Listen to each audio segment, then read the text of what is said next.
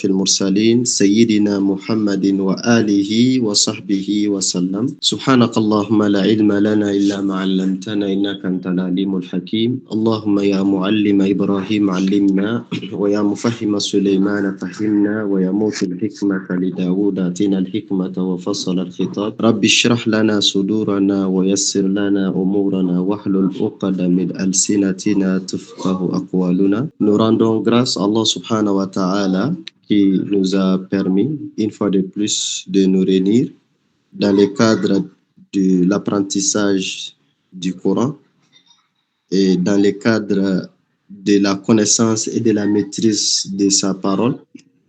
C'est une grâce de sa part, car si le serviteur constate qu'il consacre une partie de son temps au Coran, à Allah, au zikr d'Allah, qu'il sache qu'il a été élu, il a été choisi par Allah subhanahu wa ta'ala. Seuls ceux qui sont choisis arrivent à s'organiser, à se consacrer ou à s'offrir au Créateur. Mais quant aux autres, ce sont eux-là qui seront préoccupés par d'autres choses, par des futilités. Et nous rendons grâce à lui, nous lui demandons de nous permettre d'achever ce que nous avons initié depuis quelque temps. Et nous lui demandons surtout d'ouvrir nos cœurs, de mieux percer, mieux comprendre sa parole. Et qu'il nous permette de les traduire dans nos quotidiens. Qu'il mette la baraka dans notre vie, dans nos activités, dans tout ce que nous menons à travers cet apprentissage. Et nous poursuivons jusqu'à la sourate, l'avant-dernière sourate du programme, qui est une sourate particulière. Elle, j'avoue que quand on essaie de méditer là-dessus, elle nous amène dans une autre dimension. Et elle peut être abordée sous plusieurs sphères, sous plusieurs dimensions. Mais nous, notre objectif à travers cet apprentissage, c'est la spiritualité. C'est pourquoi à chaque fois, nous mettons un accent particulier sur le point de la spiritualité. Nous n'allons pas, en tout cas, nous laisser perdre par d'autres éléments ou par d'autres aspects sous lesquels on peut faire l'appréciation de la sourate. Notre sourate, sourate Al-Qalam, sourate 68, à partir du titre, c'est indicatif, qui est intitulé, si l'on peut se permettre de traduire, la plume. Je disais que cette sourate, sourate Al-Qalam, sourate 68, le titre même est indicateur. Le titre, c'est la plume. Et qui parle de la plume parle du savoir. Qui parle de la plume parle de la connaissance. Qui parle de la plume parle de l'élévation. Qui parle de la plume parle de l'honneur, de la grandeur et de la grâce. Mais ici, c'est encore plus important. C'est encore plus important, plus parlant, si lorsque l'on voit que la sourate, elle est mécoise. Elle est mécoise, c'est-à-dire elle est révélée avant le hijra. Mais importante du point de vue qu'elle fait l'objet d'une divergence. Cette divergence, c'est quoi? Il y a certains savants, certains exégètes la considèrent comme étant la deuxième sourate révélée. La deuxième sourate révélée. Ça veut dire que depuis les premières heures de la prophétie, selon les tenants de cet avis, elle fut révélée. Et là, ça veut dire que c'est quelque chose de très capital. Surtout lorsque l'on essaie de faire un lien, d'établir le lien entre la première sourate révélée, ou si vous voulez, les premiers versets révélés, et elle, ces premiers versets, qu'est-ce qu'il prêchait? Iqra. Iqra bismi rabbika alladhi khalaq. Khalaqa al-insana min alaq. Iqra wa rabbuka al-akram. Alladhi allama bil qalam. Allama al-insana ma lam ya'lam. Subhanallah. Quand on essaie de regarder les raisonnements de cet avis, on peut se permettre d'accepter que oui, elle serait la deuxième sourate révélée. C'est pourquoi dans certains Corans, vous allez remarquer qu'on la considère comme étant la deuxième sourate révélée. Donc, effectivement, le titre de la sourate, notamment les premiers versets, le verset 1, surtout de la sourate, et le titre peut nous permettre d'accepter cet avis. Ce qui veut dire que ça, c'est important. Ce message est adressé en premier lieu à un peuple qui ne valorisait pas. Okay. Donc, à un peuple qui ne valorisait pas la connaissance, l'apprentissage, les savoirs n'étaient pas du tout. Notamment les savoirs sous forme de l'écriture. Écrire la connaissance, conserver la connaissance, archiver, ce n'était pas de leur habitude. Ils étaient des grands orateurs. L'expression, la poésie, le vers, la rhétorique, ils étaient forts dans cela. Mais écrire, conserver, ceci n'était pas développé. Et nous avons vu pour le premier verset révélé, là-bas où Dieu fait l'injonction au messager, lit. Cette injonction a adressé aussi à un illettré dans le sens de l'écriture. Quelqu'un qui ne sait ni lire, qui ne sait ni écrire, Dieu lui demande de lire.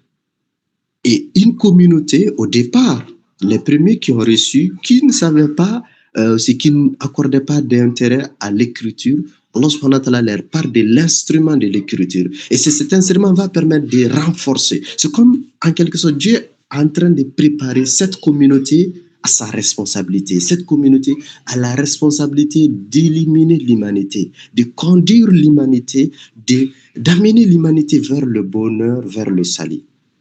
Mais lorsque l'on essaie de voir, de regarder le contenu de la sourate, de regarder les différents chapitres abordés par la sourate, on peut se permettre de dire que cet avis, c'est-à-dire l'avis qui dit qu'elle fut la deuxième sourate révélée, nous pouvons admettre que cet avis n'est pas très bien fondé. C'est-à-dire parce que la sourate, elle aborde des aspects qui n'ont pas été produits pendant les premières années de la prophétie. Elle aborde des situations qui ont été connues lorsque le prophète il a publié les messages de l'islam. Lorsque le prophète sallallahu alayhi wa sallam, il était plus en conflit avec les Mécois, avec les tenants de la Mecque à l'époque, avec les Quraysh, lorsque ceux-ci se sont opposés à l'islam, à l'avancée de l'islam, lorsqu'ils voulaient déraciner l'islam au départ, au commencement. Donc, la sourate, elle a abordé des aspects de ces éléments. Et c'est pourquoi ceux qui disent que c'est vrai, la sourate, elle fait partie des premières sourates révélées, c'est-à-dire qu'au début de l'islam, mais il semblerait qu'il est plus probable d'admettre qu'elle a été révélée au-delà des 3 premières années de la prophétie. Parce qu'on sait que durant les 3 premières années de la prophétie, les messages, c'était un appel individuel. Ce qu'on appelle da'watul fardiyya, l'appel individuel. Les prophètes, il ciblait les gens, il abordait des gens individuellement pour leur présenter l'islam.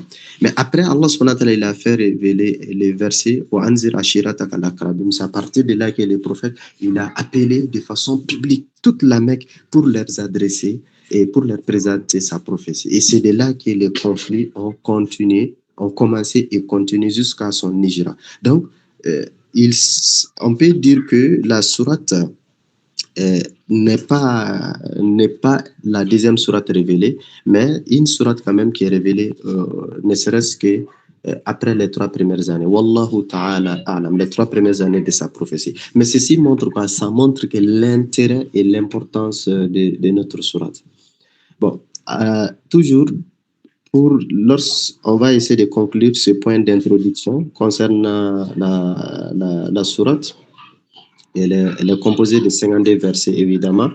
Le dernier point de la sourate, cette sourate, elle peut être divisée en 5 chapitres. La première partie de la sourate, c'est du verset 1 au verset 7. Dans ces 7 premiers versets, Allah subhanahu wa ta'ala, il encourage le prophète sallallahu alayhi wa sallam et prend la défense des messagers.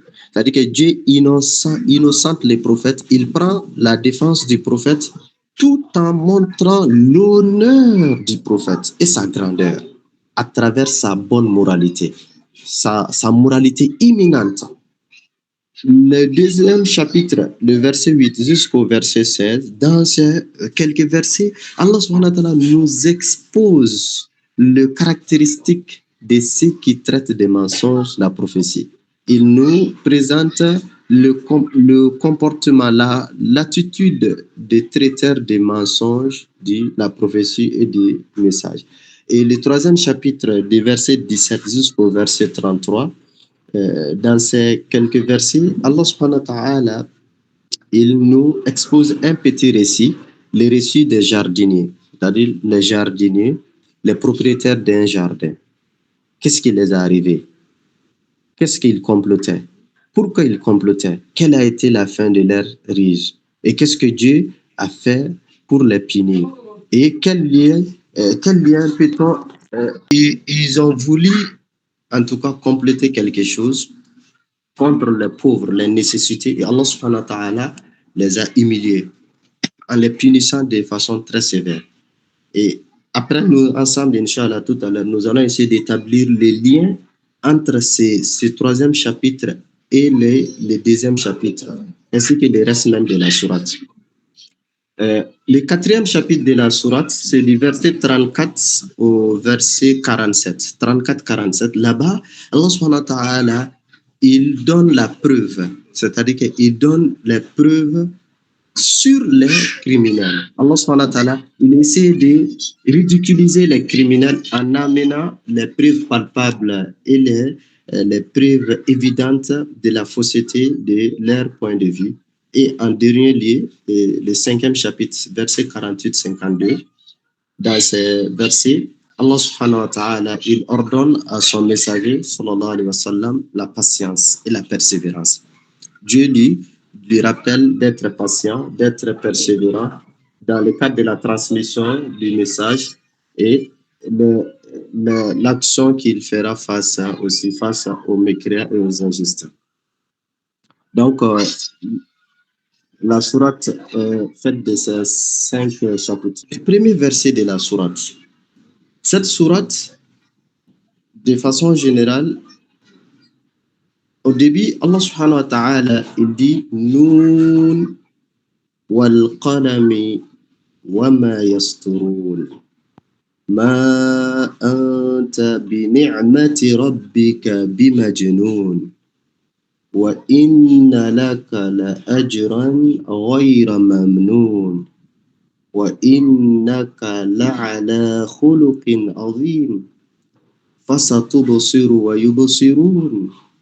بأيكم المفتون إن ربك هو أعلم بمن ضل عن سبيله وهو أعلم بالمهتدين فلا تطع المكذبين ودوا لو تدهن فيدهنون ولا تطع كل حلاف مهين هماج مشاء بنميم مناع للخير معتد أثيم عتل بعد ذلك زنيم أن كان ذا مال وبنين إذا تتلى عليه آياتنا قال أساطير الأولين سنسمه على الخرطوم.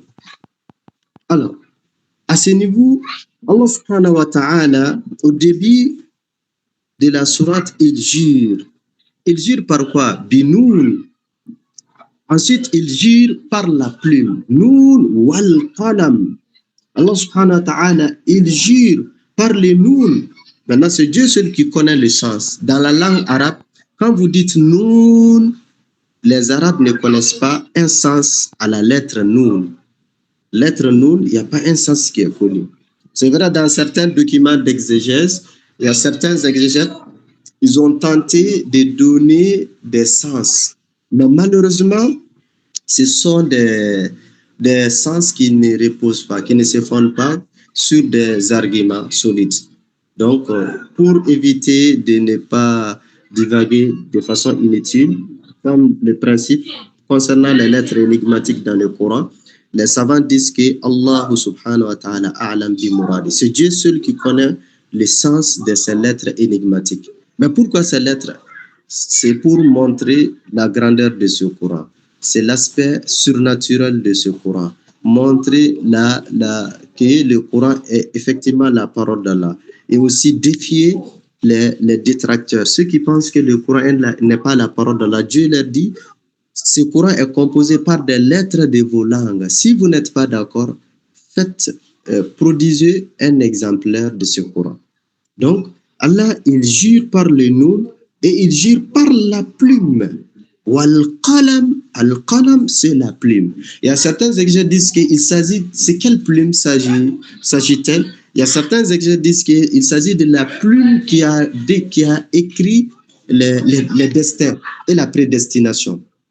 Mais en réalité, c'est ici, la plume, c'est englobant. Tout ce qui, l'instrument qui écrit. Donc, la plume qui va écrire, qui va conserver ou qui va être un moyen d'archiver. Allah dit par la plume, wama yasturun, et ce qu'il écrit. Allah subhanahu wa ta'ala, il jure par la plume et ce que cette plume écrit.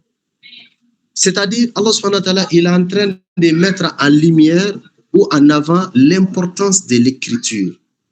Pourquoi? Quand Dieu jure par l'écriture, par l'instrument pour écrire, ceci montre la place et la grandeur de l'écriture. Ou ceci montre l'intérêt que cette communauté doit accorder à l'apprentissage. Car Allah subhanahu wa ta'ala nous indique les moyens d'apprendre. Et après cette révélation, la révélation est liée au 7e siècle. Après des siècles, l'humanité a compris que l'un des moyens les plus efficaces pour apprendre, il faut écrire. Il faut écrire. Donc Allah subhanahu wa ta'ala, il est en train de montrer l'importance de l'écriture. Et l'écriture est rappelée, son intérêt est rappelé au moment, pendant, à l'époque où le peuple, les premiers auditoires de ces versets n'étaient pas du tout intéressés à l'écriture. Les Arabes, ils ne s'intéressaient pas du tout à l'écriture. Donc, ceci montre l'importance de l'écriture, l'importance de l'apprentissage, l'importance de la connaissance et l'intérêt que la communauté doit s'intéresser. Autrement dit, ces versets, ainsi que les versets inauguraux de la prophétie de Mohammed. Pourquoi? Parce que les versets inauguraux, comme nous l'avons rappelé tout à l'heure, Iqra bismi rabbika alladhi khalaq, khalaqa al-insana min alaq, Iqra wa rabbuka al-akram, alladhi allama bil qalam, allama al-insana ma lam ya'lam. Ça veut dire que la communauté, lorsque l'on veut évoluer, lorsque l'on veut avancer, lorsque on veut être épanoui, c'est la science, la connaissance et l'apprentissage. Lorsque l'on s'intéresse à la connaissance, à l'apprentissage, à l'acquisition du savoir, la communauté va s'épanouir, la communauté va être évoluée, va développer, il y aura des progrès. Mais si la connaissance, l'apprentissage est négligé, cette communauté est appelée à la ruine. Et c'est pourquoi les Arabes qui étaient dans le désert, ils n'étaient même pas considérés, ils n'avaient même pas connu une grande civilisation. À l'époque, ils n'étaient même pas considérés aux côtés des grandes civilisations, l'Empire byzantin, l'Empire romain, la civilisation égyptienne, ainsi de suite. Mais ces groupes, ces bédouins qui vivaient dans le désert, ils se sont intéressés à la connaissance. Pendant un laps de temps, moins d'un siècle, ils ont dominé toutes les grandes civilisations. Moins d'un siècle, pendant quelques décennies, 2 décennies, après les Hijra, ils ont mis à terme l'Empire byzantin. Ils ont affaibli drastiquement la capacité de l'Empire byzantin. Ils ont mis à terme l'Empire perse. Et c'est pourquoi, à travers quoi? À travers l'apprentissage, la connaissance et l'enseignement. Donc, ce qui veut dire que ça, c'est extrêmement important.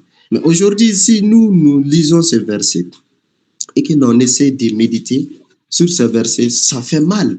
Quand nous regardons le taux d'apprentissage dans les pays en majorité musulmans, qu'est-ce que nous voyons? L'apprentissage, l'enseignement, l'éducation, c'est très faible. Ce n'est pas de la qualité. Beaucoup de personnes ne s'intéressent pas. Et les gens ne sont pas dans la dynamique d'apprentissage perpétuel. Les gens confondent l'enseignement dispensé dans les écoles par rapport à l'apprentissage. Non seulement ils ignorent leur religion, mais ils ne s'intéressent pas aussi à la connaissance utile qui leur permettra de mettre de l'harmonie dans leur vie. Mais ce verset, en tout cas, est un verset important. Allah subhanahu wa ta'ala, il a débuté cette sourate par l'intérêt de la plume et ce qu'elle écrit comme connaissance, comme information, comme la science. Ensuite, le verset suivant, le verset numéro 10, est un honneur. D'abord, le premier verset, c'est un honneur pour le prophète et pour sa communauté. Et c'est aussi pour dire que l'islam n'est pas une religion d'ignorance. L'islam n'est pas une religion, en tout cas, de retard dans la quête du savoir. C'est une religion qui est au cœur de la connaissance, de l'apprentissage. Le verset inaugural, ça incite à la lecture, à l'enseignement, à l'apprentissage. Et ces versets aussi enseignent l'importance de l'écrire et de l'écriture. Et dans les versets de Allah subhanahu wa ta'ala, il fait un grand honneur à son messager en lui disant Ma anta bi ni'mati rabbika bimajnun. Allah dit à son messager Muhammad, tu n'es pas Ma anta, tu n'es pas, c'est la négation, tu n'es pas bi ni'mati rabbik, par la grâce de ton Seigneur. Ni'ma, c'est la grâce, la faveur, les bienfaits de ton Seigneur. Bi majnun. Majnun, c'est la folie, un fou. Maintenant, un possédé. Allah dit, tu n'es pas par la grâce de ton Seigneur un possédé. Parce que, imaginez, les Quraysh, ils essayaient de dénigrer le prophète sallallahu alayhi wa sallam au début. Ils essayaient de se moquer de lui par la haine et le ressentiment qu'ils avaient à l'égard du messager de Dieu sallallahu alayhi wa sallam. Mais ce verset, c'est un verset d'honneur. Imaginez, honneur selon deux éléments. Le premier élément, Allah dit, Ma anta bi ni'mati rabbik. Allah subhanahu wa ta'ala, il innocente les prophètes. D'abord, il nie les propos, les sobriquets injurés qui étaient formulés à son égard. Dieu, il essaie d'annuler ces mensonges. Il dit ce qu'on appelle nafiou, la partie nafiou dans le verset. Ensuite, Allah subhanahu wa ta'ala, il affirme sa miséricorde, sa faveur à son égard. Il dit bi ni'mati rabbik, la faveur, la grâce de ton Seigneur. Et aussi, l'un des éléments d'importance ou d'honneur ici, Dieu même, c'est que dans la langue arabe, ce qu'on appelle, Dieu, il a utilisé idofa, c'est-à-dire il a fait idofa des prophètes, ce qu'on appelle complément du nom. Il dit, ton Seigneur, Rabbik, bi ni'mati rabbik. Donc Dieu, il montre à l'humanité que lui, il est le maître du prophète Mohammed. Et c'est pourquoi le maître du prophète Mohammed, qui est le maître de l'humanité, affirme solennellement que Mohammed, il n'est pas possédé. Allah subhanahu wa ta'ala, ensuite, il affirme de façon solennelle qu'il a réservé sa grâce et sa faveur au prophète Mohammed. Quel honneur et quelle grandeur. Quel bienfait Allah subhanahu wa ta'ala, il est en train de manifester à l'égard de son messager. Vous voyez, les Quraysh, quand nous lisons l'histoire du prophète, la vie du prophète, on est surpris, on ne peut pas imaginer, on ne peut pas comprendre comment les Mécois, ils sont parvenus à partir de la prophétie de Mohammed. Comment ils ont osé tenir ces sobriquets à son égard, en disant il est menteur, il est sorcier, il est charlatan, il est ceci, cela. Alors que ce sont eux-mêmes, auparavant, bien avant des décennies, avant sa prophétie, ce sont eux qui le considèrent comme les plus sages de la Mecque. Vous vous souvenez, lors de la construction de la Kaaba, lorsque les Quraysh, ils ont démoli la Kaaba, ils ont reconstruit la Kaaba, ils se sont discutés qui va positionner la pierre noire, au point qu'ils allaient se battre entre eux.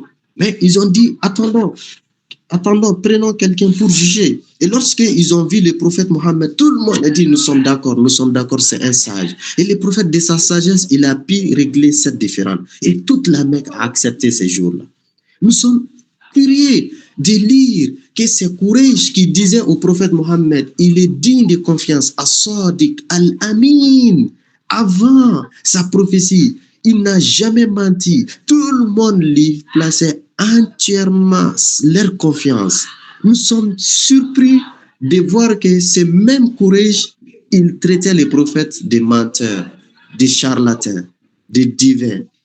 Et nous sommes surpris, malgré leur rivalité du prophète, malgré la haine qu'ils ont manifestée à son égard, pendant qu'ils étaient en train de le combattre, pendant qu'ils disaient à tout le monde, il est charlatan, il est ceci, il est possédé, ces mêmes Quraysh, ils partaient garder leurs objets précieux auprès du prophète.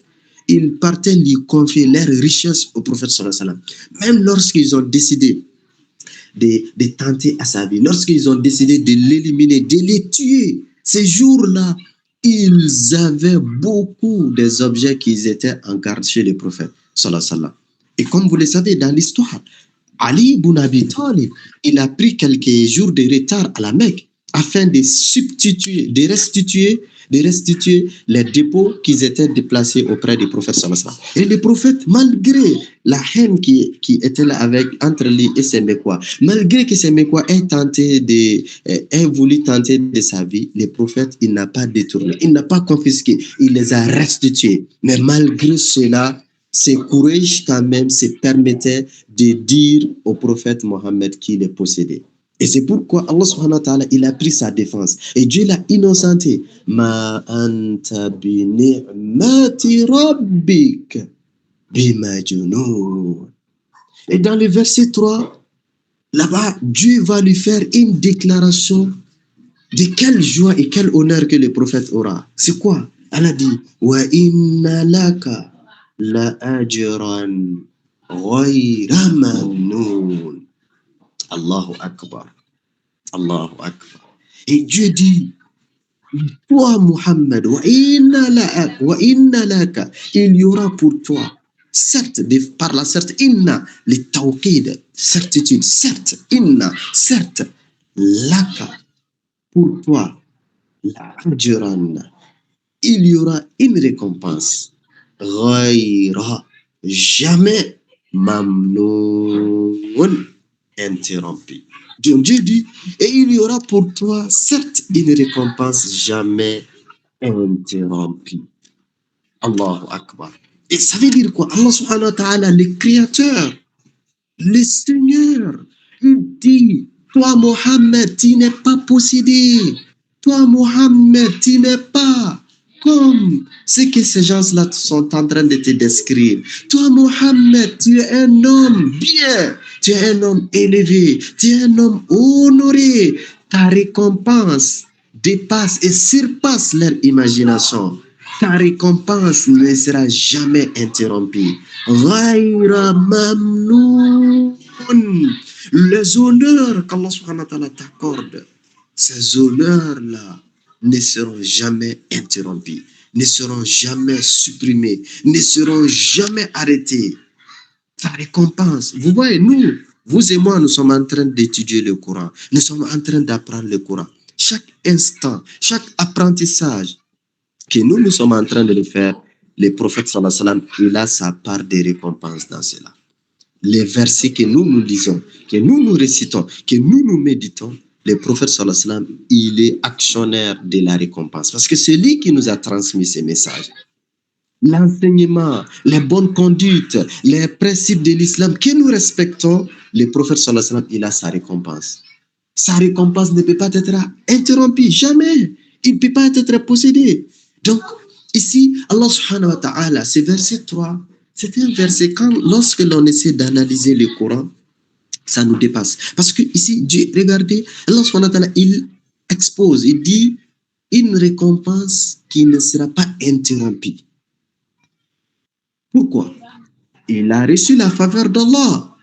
Mais il y a une autre raison que l'on peut faire la déduction à travers le verset 4. Dans le verset 4, qu'est-ce qu'Allah subhanahu wa ta'ala nous dit là-bas? Wa innaka la'ala khuluqin azim. Ça c'est le cœur de la situation, de l'affaire.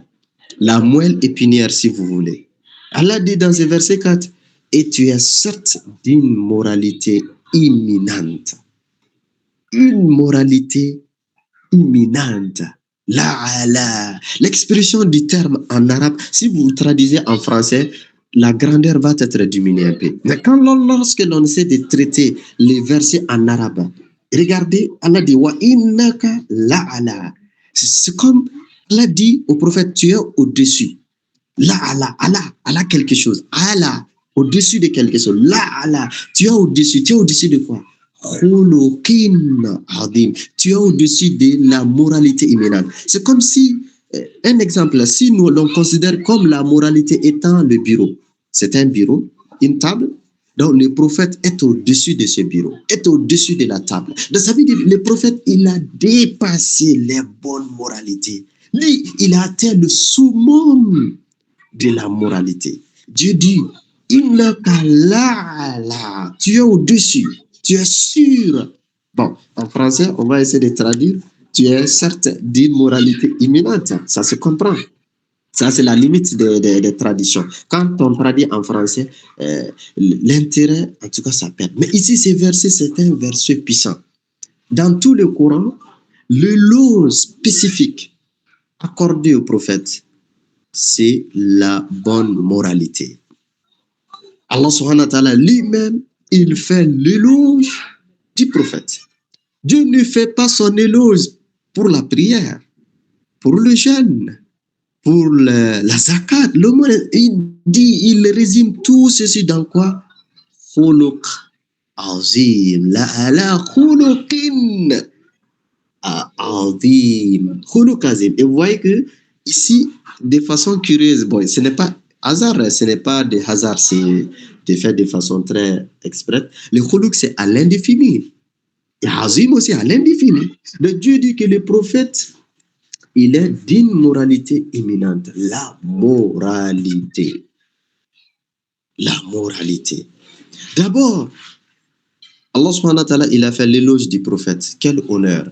Si Dieu fait ton éloge, tu n'as pas besoin de l'éloge des créatures.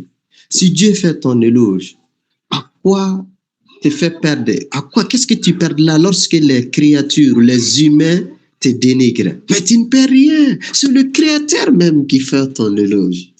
Le créateur lui-même, il affirme, il dit à tout le monde, tu es d'une moralité imminente. Ça, c'est le degré de l'honneur.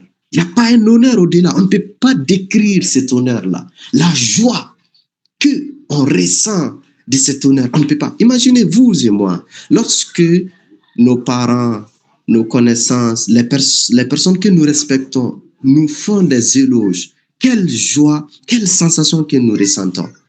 Et ici, c'est le créateur des cieux et de la terre qui fait l'éloge du prophète. Donc, la joie que cet homme ressent ou a ressenti, on ne peut pas exprimer, on ne peut pas expliciter. Allah dit, wa innaka la'ala khuluqin adim. Ça, c'est qui va être lu jusqu'à la fin du temps. Mais aussi, l'intérêt de ces versets, c'est quoi? Ces versets mettent en exergue ces principes en islam. C'est quoi? Le bon comportement, la moralité. La moralité, c'est la moelle épinière en islam. Prends quelqu'un qui n'a pas une bonne moralité, tu ne peux pas être un bon musulman. Ce n'est pas possible. La bonne moralité. Ça veut dire que l'islam, c'est une religion qui repose sur la bonne moralité. Et quand tu vois le musulman, ça doit être quelqu'un qui a une bonne moralité. Et le prophète, sallallahu alayhi wa sallam, il était le représentant, prototype même de la bonne moralité. Tu cherches la bonne moralité, il ne faut pas regarder gauche à droite. Regarde les prophètes, sallallahu alayhi wa sallam. Personne n'a eu la moralité comparable à celle du prophète, sallallahu alayhi wa sallam. Et c'est pourquoi Allah subhanahu wa ta'ala lui-même dans le Coran l'éloge. Parce que l'éloge qu'il a adressé au prophète, c'est la moralité. Quelle grandeur, quel honneur de cet homme. Et lorsque l'on étudie la vie du prophète sallallahu alayhi wa sallam, l'histoire du prophète sallallahu alayhi wa sallam, c'est à ce moment que l'on comprend davantage sa moralité. C'est à ce moment que on verra la grandeur de cet homme. Et c'est en ce moment que nous allons comprendre pourquoi Dieu l'a fait cet éloge-là. Dieu lui a fait cet éloge. Pourquoi? Ses grâces, sa grandeur, son honneur, cette grandeur de cœur. Allah subhanahu wa ta'ala, il dit Et nous comprenons, ça va nous permettre de comprendre le verset 3. Quand tu veux avoir une récompense ininterrompue, une récompense qui continue, tu dois forcément développer, avoir, garder des bonnes moralités. Et Allah subhanahu wa ta'ala, il dit à toute l'humanité, il dit à tout le monde que cet homme n'est pas n'importe qui. Ce n'est pas pour rien il a été choisi pour être le prophète. Oui, il y a eu beaucoup de prophètes avant lui, mais là, tous les prophètes qui l'ont précédé, c'était des prophètes d'une époque. C'était des prophètes d'un peuple, d'une tribu, d'une ethnie, d'une nation. Mais lui, le prophète Mohammed sallallahu alayhi wa sallam, il n'était pas le prophète d'une seule tribu. Il n'était pas le prophète d'une seule nation. Il n'était pas le prophète d'un seul peuple. Il n'était pas le prophète d'une seule époque. Mais il est le prophète de toute l'humanité. وَمَا أَرْسَلْنَاكَ إِلَّا رَحْمَةً لِلْعَالَمِينَ. Son modèle est un modèle qui est adaptable, comparable, applicable à toute époque, à tout moment, à toute période, à toute société, à toute nation. Allahu Akbar. Ce n'est pas pour rien. Allah subhanahu wa ta'ala l'a choisi. Ce n'est pas pour rien. Allah subhanahu wa ta'ala l'a confié cette charge, cette responsabilité. Ce n'est pas pour rien. Allah subhanahu wa ta'ala a fait de lui le modèle. لَقَدْ كَانَ لَكُمْ فِي رَسُولِ اللَّهِ أُسْوَةٌ حَسَنَةٌ. Comme il est dit dans le Coran, les messagers de Dieu, suffit pour vous un modèle à suivre. Les prophètes sallallahu alayhi wa sallam. Ce n'est pas pour rien. Dieu lui-même, le créateur, lui-même il dit Inna Allah wa malaikatahu yusalluna ala nabi. Allahu Akbar. Lui-même il dit, Dieu lui, là, il prie sur le prophète. Mais c'est quel homme? Dieu même prie sur lui. Ensuite, les anges prient sur lui. On comprend. Allah dit وَإِنَّكَ لَعَلَى خُلُقٍ عَظِيمٍ. Donc l'islam, notre religion, la religion que nous sommes fidèles, c'est une religion qui appelle vers la purification du dogme, la purification des croyances, la purification des comportements, la purification de l'attitude, la confiance, la véracité, l'équité, la miséricorde, la bonté, le respect des engagements, la cohérence entre le verbe et l'action, la cohérence de ces deux éléments, de l'intention et de l'objectif. C'est une religion qui nous interdit de la transgression, de l'injustice, du vol, de la trahison, du mensonge, de détourner le bien des gens, de commettre la perversité. C'est une religion dont les principes, ça repose sur des fondements solides. Le comportement, la bonne moralité qui permettra que l'individu puisse être correct. Et cet individu, avec son semblable, fondera une famille correcte. Et cette famille va permettre d'avoir une société exemplaire, modèle. Et c'est cette société qui fondera les pays, des nations, et l'humanité va être préservée. Allah subhanahu wa ta'ala, il fait l'éloge du prophète en disant Wa innaka la'ala khuluqin azim. Et ceci, ça nous surprend guère, car le prophète lui-même, il dit Innama bu'ithtu li'utammima makarim al-akhlaq. Le messager de Dieu dit j'ai été envoyé pour parfaire les bonnes moralités. Le prophète dit, il a été envoyé pour parfaire les bonnes moralités. Quelle grandeur! Et Dieu dit qu'il est d'une moralité imminente. Donc, quand vous voyez un musulman qui n'a pas d'une bonne moralité, il ne faut même pas se fatiguer. Ça veut dire qu'il n'a pas la foi. Sa foi est vraiment, est vraiment handicapée. Sa foi est en cause. Sa compréhension de la religion. Parce qu'un musulman qui n'a pas de moralité, ce n'est pas possible. Ce n'est pas possible. L'islam, ça veut dire l'individu doit se purifier, doit s'élever, doit se débarrasser. Mais personne ne peut être comme les prophètes. Non. mais nous sommes appelés à le suivre. Nous sommes appelés à se modeler à lui.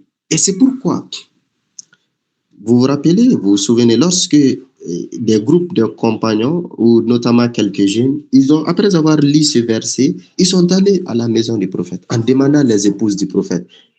Il semblerait qu'ils ont interrogé notre mère Aïcha en l'interrogeant quel était le comportement du prophète, comment le prophète se comportait. Aïcha n'a pas dit il faisait ça, il faisait pas ça, il dit elle dit son comportement, sa moralité, c'était le Coran. Oh oui, tu veux apprendre, tu veux connaître la moralité du prophète, il faut lire le Coran, apprendre le Coran, essayer de traduire le Coran dans ta vie. C'est un point qui est vraiment intéressant. Bon, je pense que nous allons nous arrêter à ce niveau concernant ce verset 4. Donc, à partir du verset 5, verset 6, verset 7 et verset 8, Allah subhanahu wa ta'ala, maintenant, ils essaient, en tout cas, en disant, par exemple, le verset 5, dit « Fasatubosiru wa yubosirun bi ayyikumul maftoun » Donc, à partir de ce verset, Allah subhanahu wa ta'ala, il met en évidence la fausseté des allégations des Quraysh, des polythéistes, tout en leur montrant qu'ils ne sont pas du tout insensés, ils ne sont pas guidés, et Dieu, il les menace en disant « Fasatubosiru wa yubosirun » Il dit au prophète, tu verras, Fasatubsiru, tu verras, wa yubsirun, et ils verront. Inna rabbak. Qu'est-ce que tu verras? Qu'est-ce qu'ils verront? Bi ayyikum al-maftoun. Bi ayyikum al-maftoun. Qui d'entre vous a perdu la raison? Ils font des allégations pour dire que tu es possédé. Alors, et ils sauront, tout le monde saura qui est possédé. Tout le monde saura que ce n'est pas le prophète qui est possédé, mais plutôt ce sont ses détracteurs. Ce sont ses associateurs, ce sont les mécréants, les Quraysh de la Mecque et tous les mécréants de tous les temps, tous ceux qui essaient de dénigrer les prophètes, tous ceux qui essaient de combattre les prophètes, tous ceux qui essaieront de calomnier les messagers de Dieu à toute époque, ce sont eux-là qui vont être, en tout cas, ce sont eux, de toute évidence, il sera prouvé que c'est des personnes qui ont perdu la raison. Inna rabbak huwa a'lam. Allah dit, ton Seigneur sait, connaît mieux. Biman dollan sabili, qui s'égare de son chemin, et il connaît aussi maintenant qui suit la bonne voie. Allah subhanahu wa ta'ala, il dit ça. Donc c'est pour dire que les Quraysh, les mécréants à l'époque, Dieu est en train de les éprouver. Mais Dieu va, par finish, Dieu dévoilera la vérité. Et cette vérité, c'est quoi? On saura que c'est des gens qui ne réfléchissaient pas, c'est des gens qui étaient des menteurs, c'est des gens qui n'étaient pas du tout doués de la bonne moralité. Et on saura que c'était des menteurs.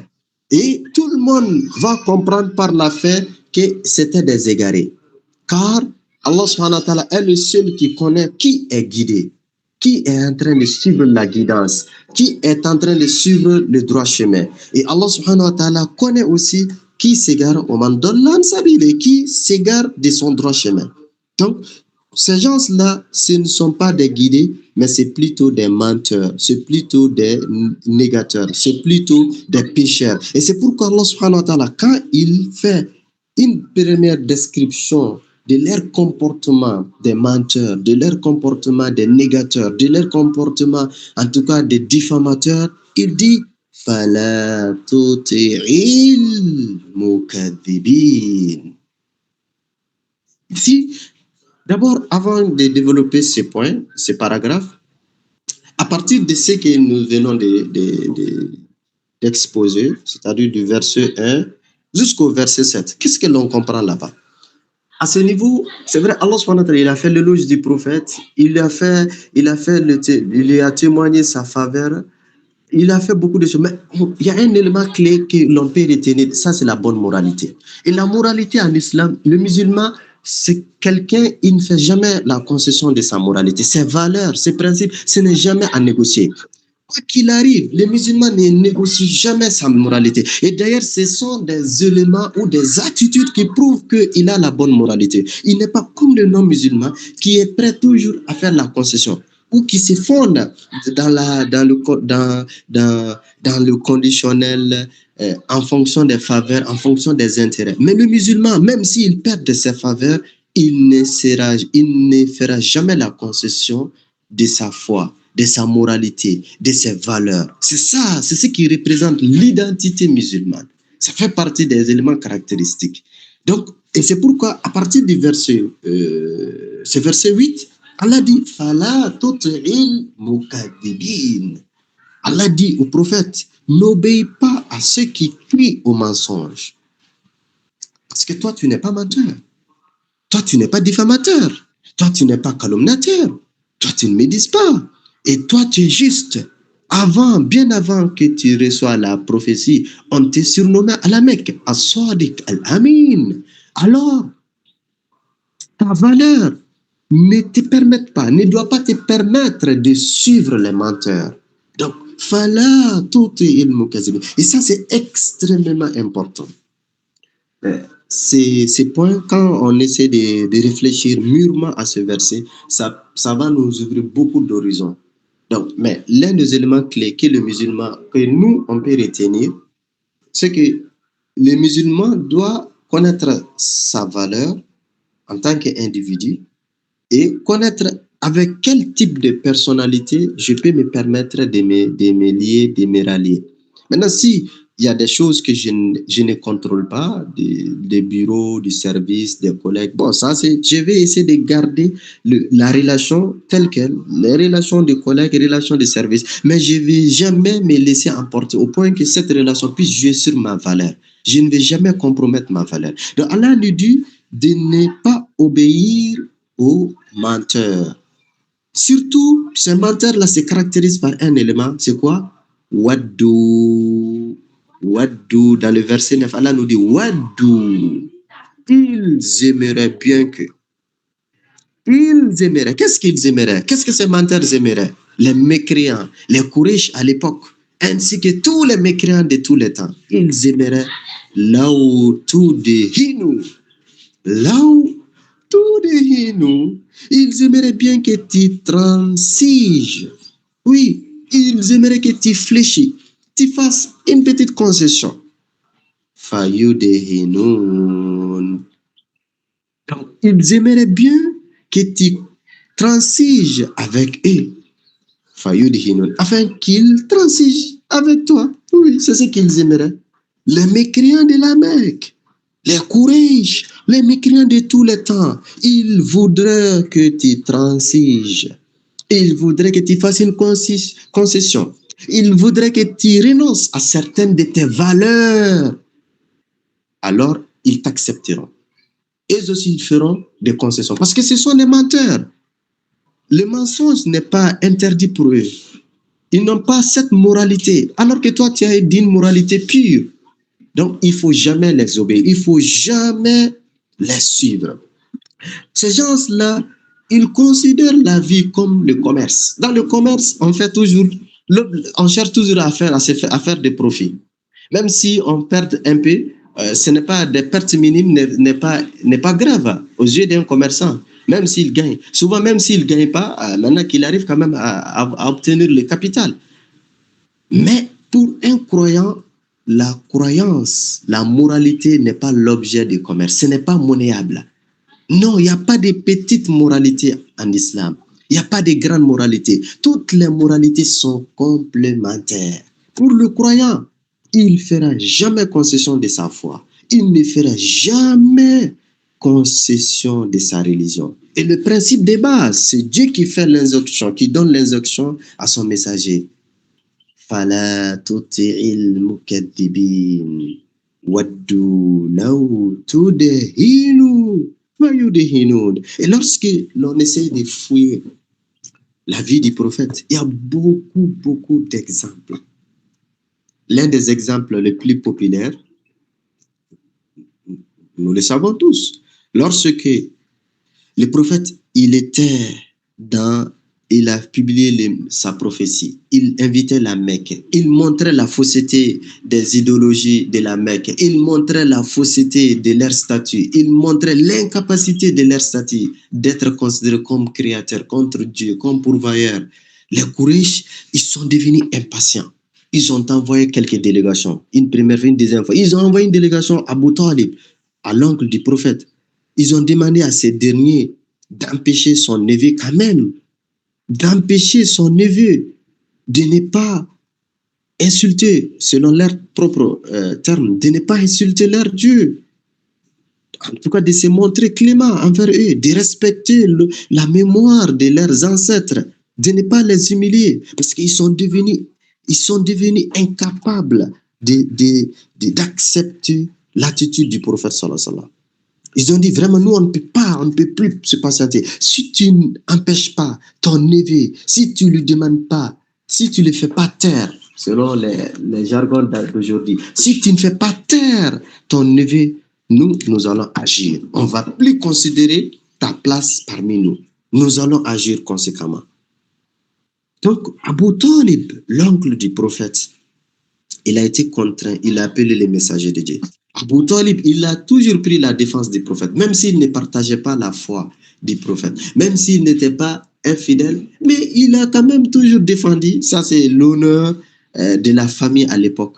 Donc, l'honneur que chacun voulait conserver, la grandeur par rapport à l'appartenance. Et Abu Talib, il a appelé son neveu, il dit, oh mon neveu, tu vois, tes gens-là, ils sont venus te demander de faire des concessions quand même, de ne pas quand même trop parler dur, de ne pas être dur, de ne pas être direct par rapport à leur Dieu. Il faut être compréhensible. Il faut aussi quand même les respecter. Donc, il a demandé à ce que les prophètes fassent des concessions. Les prophètes renoncent à sa prophétie. Ou les prophètes, en tout cas, qu'ils cessent de faire la peine. Comme aujourd'hui, vous voyez, il y a certains dirigeants, il y a certains politiciens, il y a certains chefs d'entreprise, il y a certains, ça peut être dans toute corporation. Il voudrait que les musulmans arrêtent de pratiquer sa religion. Il demande aux musulmans d'être modérés. Mais modérés par rapport à quoi? Par rapport à ce que Dieu dit. Ils veulent que l'on essaie d'adapter les principes de l'islam à leur point de vue, à leur passion, à leur idéologie. Ils voudraient que l'on s'éloigne de notre religion. Et le messager de Dieu, sallallahu alayhi wa sallam, il a donné une réponse qui a été gravée dans l'histoire. Le prophète, qu'est-ce qu'il a dit? Ya am wallah, law wada'u shamsa fi yamini wal qamara fi yasari ala an atruka hadha al-amr hatta yazhar Allahu ahlaka fihi ma taraktu. Le prophète, il dit, oh mon oncle, ces gens-là, s'ils déposent le soleil dans ma main droite, la lune dans ma main gauche, afin que je renonce à cette mission, je ne renoncerai jamais jusqu'à ce que je la transmette. La mission telle que je l'ai reçue, ou je meurs. Mais tant que je vis, je ne ferai jamais la concession. Ça, c'était le dernier recours que les prophètes avaient sur la terre. C'est-à-dire la dernière personne qui prenait sa défense. Malgré que cette défense s'est opposée à lui, le prophète sallallahu alayhi wa sallam, il n'a pas voulu faire la concession. Parce que Dieu lui a ordonné. Fala tuti'il mukaththibin. Il y a beaucoup de passages dans sa vie, beaucoup de passages, beaucoup de fois, les Quraysh l'ont appelé, souvent il l'appelle, il dit, Mohammed, bon, c'est simple, ce qu'on va faire, nous on va te rejoindre, ensemble on va adorer ton Dieu, toi aussi, il faut que tu acceptes quand même, il faut être modéré, il faut arrêter d'être dur, toi aussi tu vas adorer notre Dieu, en ce moment nous allons tous partager. Nous allons tous partager. Nous, on adore ton Dieu. Toi aussi, tu adores les nôtres. Et Allah subhanahu wa ta'ala fait descendre. Qul ya ayyuhal kafirun, la a'budu ma ta'budun. Jusqu'à la fin. Donc, c'est pour dire que cette religion, ce n'est pas une religion des humains. Cette religion, c'est une religion qui tire la source du ciel, qui tire la source d'Allah subhanahu wa ta'ala. Elle repose sur des bonnes moralités. Et parmi ces moralités, le musulman, il est constant par rapport au principe de sa religion. Il ne fait jamais des concessions.